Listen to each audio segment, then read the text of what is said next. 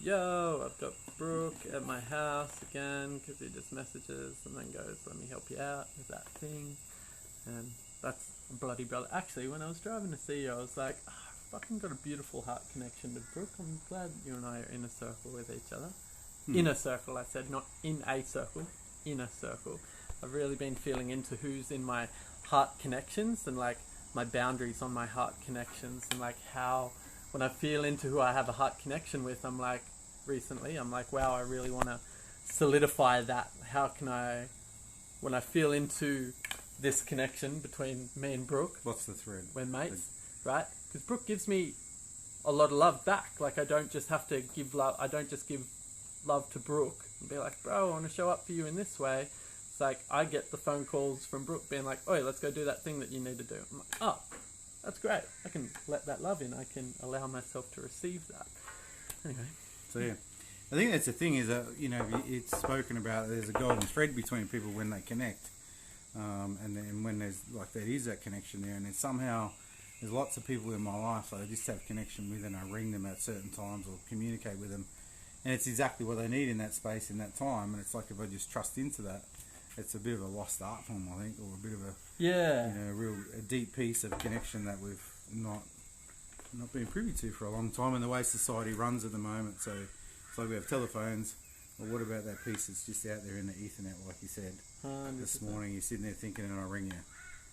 What's that about? Yeah, I thought about, like, and it happens really regularly when, like, gosh, I've got to mention that thing to Brooke, and then all of a sudden Brooke will message me out of the blue or call me out of the blue.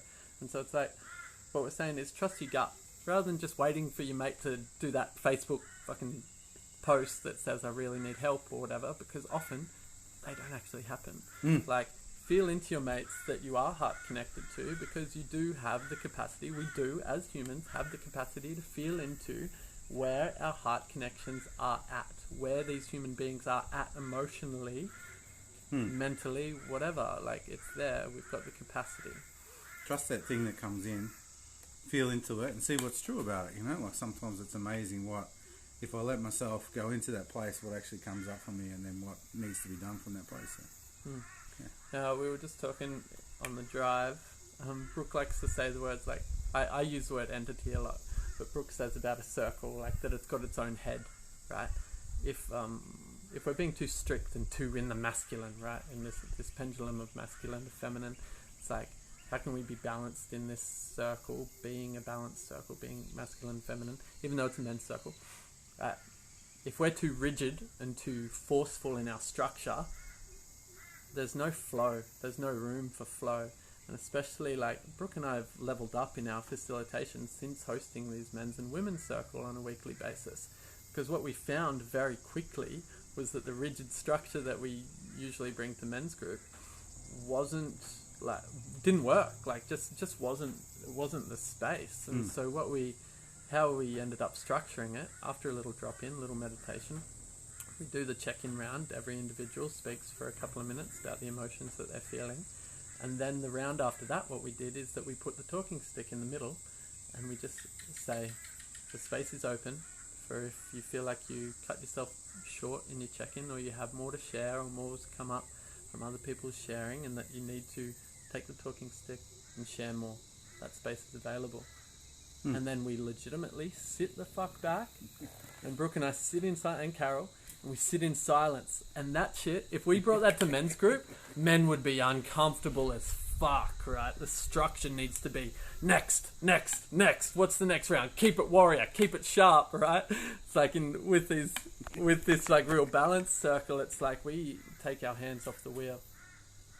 Yeah.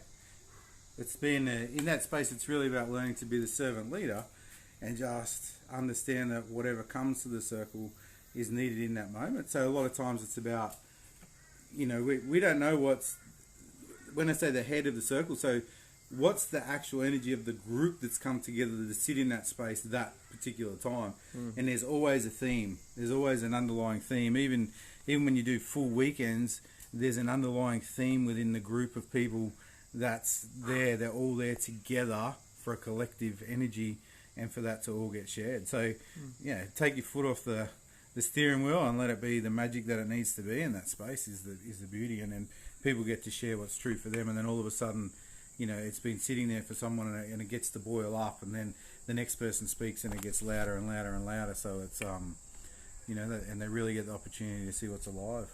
So it's really good. What are you sharing about? Because you've hosted workshops on like shadow work for men and for women. You've been involved in like just women's circles, and men come in at the end sometimes as like to be a conscious man, whatever. And that you were sharing about love and connection. Yeah. So I found that, like, if you sit with a group of women, say 30 or 40 women for the weekend, and on a Sunday afternoon when you check out, if you ask the truth of the deep truth about what it is that the women are looking for, it's love and connection. Looking for love and connection with everybody. And it's the same if you sit with a group of men for the weekend. What's the truth about what they want at the end? It's about love and connection. It doesn't matter. And then we do co-gender stuff, and you get to the end of the weekend, and it's still the same thing. It's love and connection, because that's the humanness of us. It's like we need to unify everybody to get together, just to know that we all want the same thing, love and connection. And what stops us is just our labelling, our conditioning, our unconscious mind that comes up and creates that barrier for us to do that. So yeah. Beautiful. Cool. Yeah. So that's the real piece in it. It's like run the circle, let the circle have its own head, let my ego get out of the way, and not have so much of a agenda. Quite often you go into a weekend with agenda, and quite often it seems to get chucked out the window about halfway through, because it's you start to realise what's truly alive, and then you just run whatever needs to be done in that space. So that's the way I like to do it. Other people are structured, and that's how they do their weekend. That's totally fine as well. But it's listen to the circle. Listen to the circle is a good line, because it's not our circle, right? Is what there seems to be men. There's men messaging Brooke recently, being like, "Can we do this and this and this in circle?" Brooke's kind of like, "Look, it's not my circle. Bring it to the circle. Like, bring it to the entity of the circle. Bring it to all of us, and be like, what can we create as a collective? Like, so what's your gift? Like when you sit in a circle, it's like quite often a lot of people hold themselves back, but if it's burning in you, it's probably burning in other people as well. And so bring that up and see what happens. And if you don't get any traction with it, then it is just yours. So and that's totally okay as well.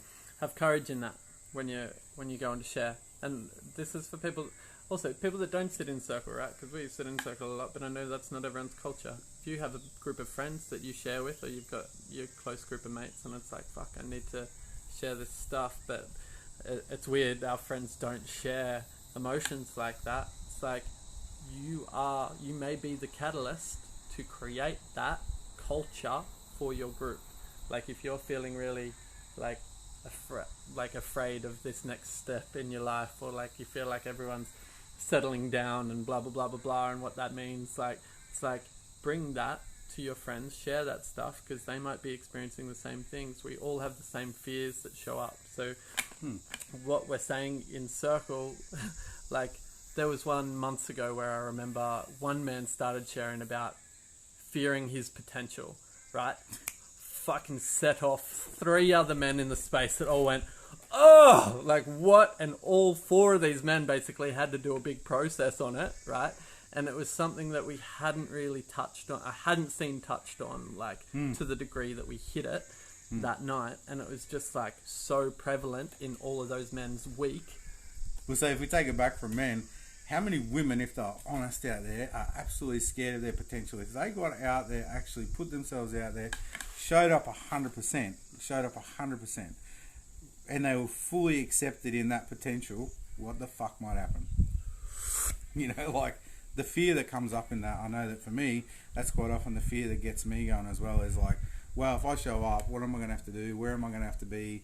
Like, am I okay with that? And so that's the potential, the fear of my own potential, or your potential if you're watching, is a massive thing, massive. Such a big fear. It's such a big fear. It goes hand in hand with like fear that I'm unworthy of actually being that, because it's like receiving. Right, if I start stepping into my potential, because it is just like these small actionable steps get me towards my potential. And so it's like, here's where the sabotage comes up. It's like, Danny, Brooke, go, Danny, why didn't you do that thing, do that live video, share that thing? It's like, oh, because then people would have come to my workshop, and then I would have had to have been known as that guy that's actually good at doing that thing. And then Well, the other thing is that I might be there going, fuck you, Danny, 20 years ago you were like this and you're not that man, and that's bullshit. yeah, Bullshit. yeah. You were a drunk a few fucking years ago and a partier and a fucking womanizer and all this shit. Like, how the fuck can you speak about relationships? It's like, because I fucking swung that pendulum into the hard, like, this is not balanced, and then I swung it back into, oh, I'm never going to be like that again, and that didn't serve me either, and now it's like, how can I be in balance of... So learn the lessons, you know, like... having fun and, like, also not being rigid and, like, anyway, whatever, balance. So who I was last week is not the man I am today, and who I was a year ago, 5 years ago, 10 years ago is, like, totally different, and I think that's the great thing about growth, you know, and sometimes that means, there was a piece the other day about, Inner Circle, really about leaving people behind or the changes in your life, and sometimes that's family, sometimes it's friends that you've had forever that truly... I don't like to use the word you outgrow, but, you know, relationships are about growth, and those people were in your life for a reason, and now they might not need to be. It doesn't mean you have to dismiss them. It just means they might not show up every day or every week or every month in your life. They've just served their purpose in your learning in this journey. And that's a perfect resonance into what we began with. When I speak about these heart connections, I picture this golden thread that connects me to my loved ones, right? I've got golden threads that go to... you guys watching, right, wherever you are in the world. It's like I've got loved ones overseas, right, and Brooke's got loved ones that got, and so he's got all these threads coming out of him. Picture every single human being on the planet with these golden threads that come out of them. It's like we're all connected by this divine golden web that spreads across the globe, right? That's the Ethernet that Brooke talks about, but it's the web that was before the internet web. Also realize that what Brooke's talking about in those connections, letting those connections go, do you have connections that you're feeding, that you're putting that, you've got a golden thread there that's quite strong and you're trying to feed it, right? But at their end, right, at Brooke's end, I might be feeding all this. I'm like, Brooke, like, I love you, I want to spend time with you, blah, blah, blah, blah, blah. And Brooke might completely have this wall up and not be letting anyone in. And so all this energy is lost. It's just gone. It's just fucking off from me and being lost. It's completely lost on... because there's a wall here, right? He's put a wall up around his heart, right?